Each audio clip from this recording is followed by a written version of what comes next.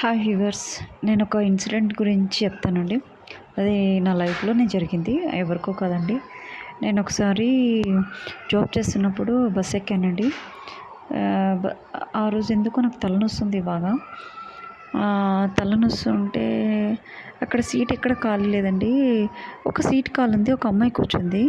ఆ అమ్మాయి ఇజ్రాయెల్, అంటే కొంచెం అంటారు కదా, ఇజ్రా అన్నట్టు అక్కడ కూర్చుంది ఆ అమ్మాయి. అయితే నేను బాగా తలనొస్తుంది ఆ రోజు ఎందుకో. స్కూల్లో బాగా పిల్లలతోటి అంటే బాగా టీచింగ్ ఎక్కువ, అన్ని లెసన్స్, అన్ని సబ్జెక్ట్స్లో, అన్ని క్లాసెస్లో లెసన్స్ అన్నీ చెప్పేసాను అనమాట. ఏంటంటే నేను చాలా అడ్వాన్స్గా ఉంటాను పోర్షన్ కంప్లీట్ చేయడంలో. సో ఆ రోజు బాగా అరిచేసరికి, అంటే లెసన్స్ చెప్పింది బాగా వాళ్ళకి అర్థమయ్యేలా చెప్పేటట్టు బాగా చెప్పడం వల్ల ప్రతి 45 మినిట్స్లో బాగా టీచింగ్ చెప్పడం వల్ల హెడేక్ వచ్చిందనమాట ఆ రోజు ఎందుకో. అంటే ఒక్క పీరియడ్ కూడా ఖాళీ లేదనమాట. చాలా సివియర్గా నా టీచింగ్ ఎలా ఉంటుందంటే వాళ్ళు అంతే, చాలా ఇంట్రెస్టింగ్గా వింటారు. ఏ డిస్టర్బెన్స్ ఉండదండి, అంత డెప్త్గా వెళ్ళిపోతారనమాట. లాస్ట్ బెంచ్ వరకు కూడా ఫస్ట్ బెంచ్లో కూర్చొని విన్నట్టుగా ఉంటుంది వాళ్ళకి, అంత బాగా చెప్తానండి. సో ఆ రోజు బాగా అలసిపోయాను, తలనొచ్చింది. అయితే ఇజ్రా అంటే తెలుసు కదా, కొజ్జోళ్ళు అంటారు కదా. పాపం కూర్చుంది ఆ అమ్మాయి. అయితే నేను వెళ్ళి ఆడ కూర్చొని తలకాయ పట్టుకున్నాను అనమాట. అంత లోపలే కండక్టర్ వచ్చాడనమాట. కండక్టర్ వచ్చి పక్క చెరుగు అని తిడుతున్నాడు ఆ అమ్మాయిని. తిట్టి నాకు టికెట్ ఇచ్చాడండి. నాకు అర్థం కాలేదు. నేనైతే కంఫర్టబుల్గానే కూర్చున్నాను. హెడేక్ వస్తుంది కదా అని తలకాయ పట్టుకున్నాను. అరే నేను ఈ అమ్మాయి పక్క కూర్చున్నానని హెడేక్, ఇలాంటి అమ్మాయి పక్క కూర్చున్నానే అని వీడు అనుకున్నాడేమో. తలకాయ పట్టుకునేసరికి వాడు ఎలా థింక్ చేస్తాడేమో ఆ కండక్టర్ అని రియలైజ్ అయ్యాను. అమ్మాయి భయపడి పక్క జరిగిందండి. చాలా ఏదో తెలియని ఫియర్ అమ్మాయి ముఖంలో కనిపించింది నాకు. ఏం చేశాను, టికెట్ తీసుకున్నాను. వాడు అక్కడే ఉంటే పలకరిస్తే బాగుండదని వాడు వెళ్ళాక ఆ అమ్మాయిని పలకరించాను. కంఫర్టబుల్గా కూర్చున్నాను అని చెప్పేశాను. నిజంగా అండి, వాళ్ళు ఏం తప్పు చేస్తారు? వాళ్ళని ఎందుకు అంత బెదిరియడము, వాళ్ళని కసురుకోవడం? చాటి మనుషులుగా చూస్తే సరిపోతుంది కదండి, అలా చేయకూడదు కదా. మనం కూడా మనుషులమే కదా. అంతే కదండి. దేవుడు ఎందుకు సృష్టించాడో తెలుసా అండి వీళ్ళని? వీళ్ళు దేవునితో సమానం. నిజంగా చెప్పాలంటే వీళ్ళు దేవునితో సమానం అండి. ఎందుకు అంటే ప్రకృతి నాశనం కాకుండా ఉండడానికి వీళ్ళని సృష్టించాడు దేవుడు. ఎలా అంటే ఇప్పుడు చూడండి, చాలామంది లేడీస్, జెంట్స్ వేరే వేరే వాళ్ళు కలవడం వల్ల వాళ్ళకున్న ఇన్ఫెక్షన్స్ అవి ఉండి ఎన్నో రోగాలు వస్తాయి, అవునా? ఇంకా వాళ్ళకి పిల్లలు పుట్టినాక వాళ్ళతోటి ఉండడం వల్ల ఇంకా ఎన్నో రోగాలు వస్తాయి. అలా కాకుండా అంతేకాకుండా వాళ్ళతోటే ఉండిపోతారు, వాళ్ళ హస్బెండ్స్ని దూరం చేపిస్తారు. ఎన్నో జీవితాలు నాశనం అయిపోతాయి. అందుకోసమే వాళ్ళని ఆ భగవంతుడు సృష్టించాడండి. అంటే ప్రకృతిని కాపాడే వీళ్ళు, ప్రకృతిలో ఉన్న మనుషులను కాపాడే వీళ్ళండి. వాళ్ళని గౌరవించవలసిందే.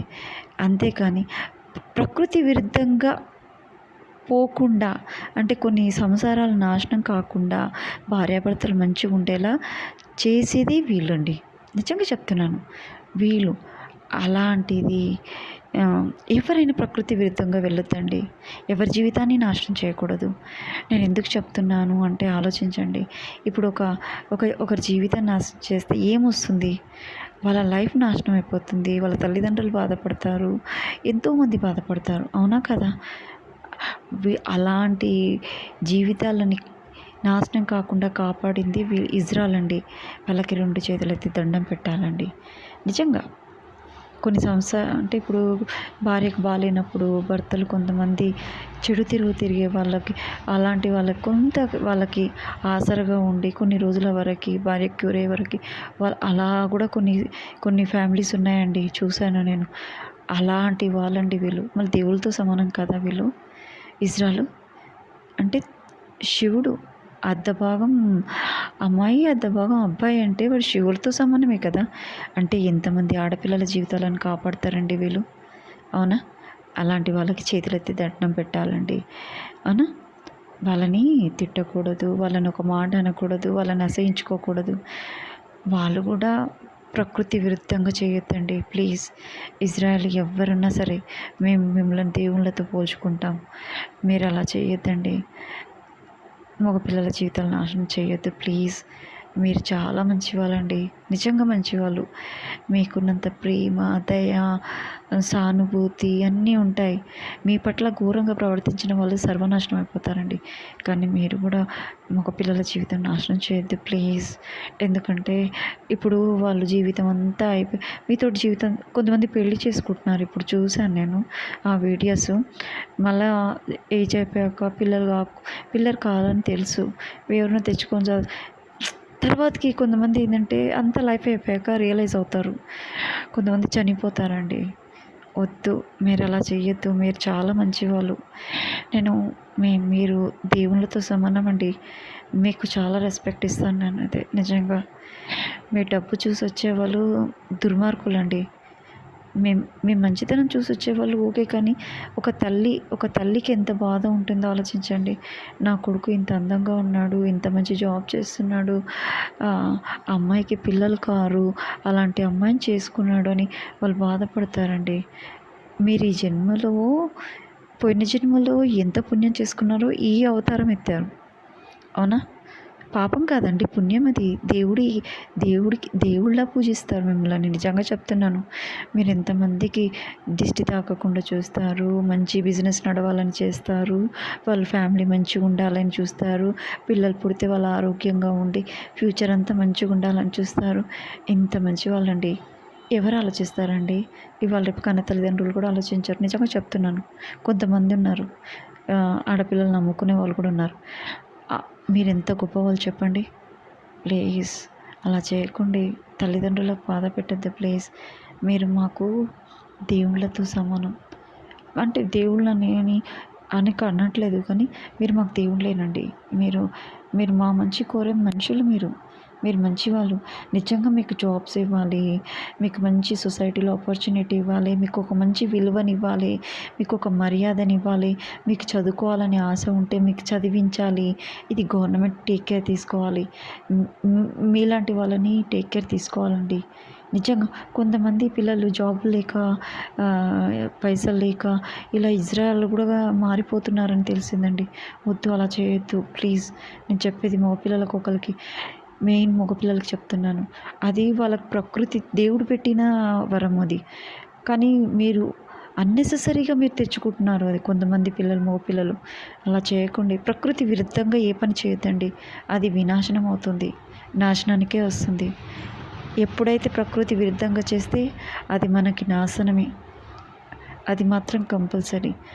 ఇది బ్రహ్మంగారు చెప్పినదే కాదు, ముక్కోటి దేవతలు చెప్పిన మాట అండి. ఏది ప్రకృతి విరుద్ధంగా వెళ్ళకూడదు ప్లీజ్. అట్లంటే ఇప్పుడు మిషన్లో పిల్లలు పుడతారన్న, అది ఎందుకు అమలు చేస్తలేరండి? అది వచ్చింది, ఆ ప్రాసెస్ వచ్చింది, సక్సెస్ కూడా అయింది, కానీ ఎందుకు చేయట్లేదు? అది ప్రకృతి విరుద్ధం. ఎన్నో ప్రాబ్లమ్స్ వస్తాయి, అందుకోసమే చేయట్లేదు. ఇది కూడా చేయొద్దండి ప్లీజ్. మీరు మాకు చాలా, we all respect you, we love you so much. మీకు మంచి లైఫ్ ఇవ్వాలి, గవర్నమెంట్ ఇవ్వాలండి. వీళ్ళకి అసలు యాక్చువల్గా గవర్నమెంట్ జాబ్ ఇవ్వడం బెస్ట్ అండి. అంటే టెస్ట్ చేసి వాళ్ళకు ఒక సర్టిఫికేట్ ఇచ్చి నిజంగా అలా ఉందా లేదా చూసి టెస్ట్ చేసి అలాంటి వాళ్ళకి కొన్ని జాబ్స్ లాగా, ఒక గవర్నమెంట్ జాబ్స్ లాగా పెట్టాలండి. వాళ్ళకు ఒక మంచి లైఫ్ ఇవ్వాలి. వాళ్ళ సొసైటీలో తలెత్తుకొని తిరిగేలా చేయాలి, కానీ తల దించుకునేలాగా చేయొద్దండి. కొన్ని సినిమాలు కూడా చూశాను. రియలీ వాళ్ళు ఎస్ఏ కావాలనుకుంటారు, ఐఏఎస్ ఆఫీసర్స్ కావాలనుకుంటారు. పాపం చాలా ఇన్సల్ట్ చేస్తారండి. వాళ్ళకి చాలా టాలెంట్ ఉంటుంది, కానీ వీళ్ళు చేసే ఇన్సల్ట్ వల్ల వాళ్ళు చాలా సక్సెస్ కాలేకపోతారు. నిజంగా చాలా దారుణం అండి అది. చాలా అంటే చాలా దారుణము. ఇలాంటి వాటికి అగెనెస్ట్గా ఉండండి, ఒప్పుకుంటా, కానీ ప్రకృతి విరుద్ధంగా వెళ్ళొద్దు.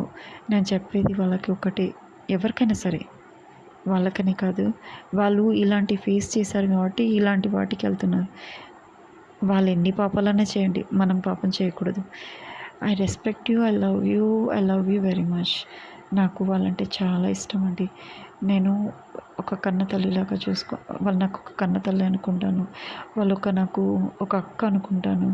వాళ్ళు నాకు వెల్ విషెస్ అనుకుంటాను.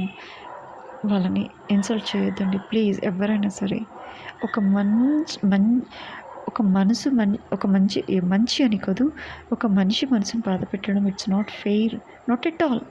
కోపం వస్తే కోపంలో అనేస్తాము, కానీ ప్రతిసారి వాళ్ళని తీసేసినట్టుగా చెయ్యొద్దండి ఎవరైనా సరే. ఇజ్రాయెల్ వాళ్ళు చాలా చాలా మంచి వాళ్ళు, కానీ వాళ్ళు కూడా ప్రకృతి విరుద్ధంగా వెళ్ళొద్దని వాళ్ళని రిక్వెస్ట్ చేస్తున్నాను. ఎవరికి ఇజ్రాయెల్‌కి కూడా చెప్తున్నాను, ప్రకృతి విరుద్ధంగా వెళ్ళొద్దండి. అలాంటివి ఇప్పుడు ఎవ్వరికి పిల్లలు ఉండరు. మొత్తం ప్రకృతి అంతా నాశనం అయిపోతుంది. అవునా కదా? ఇప్పుడు అందరూ వాళ్ళని చేసుకుంటారు.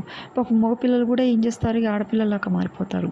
వాళ్ళకి ఆ ఫీలింగ్స్ లేకపోయినా అలా మొత్తం సర్జరీలు చేయించుకొని అలా వెళ్ళిపోయి వాళ్ళు కూడా ఇజ్రాయెల్ లాగా తయారవుతారు. ఇక అబ్బాయిలను చేసుకుంటారు. అలా ఏమవుతుంది? ఇప్పుడే చాలామందికి పిల్లలు అవుతలేరు.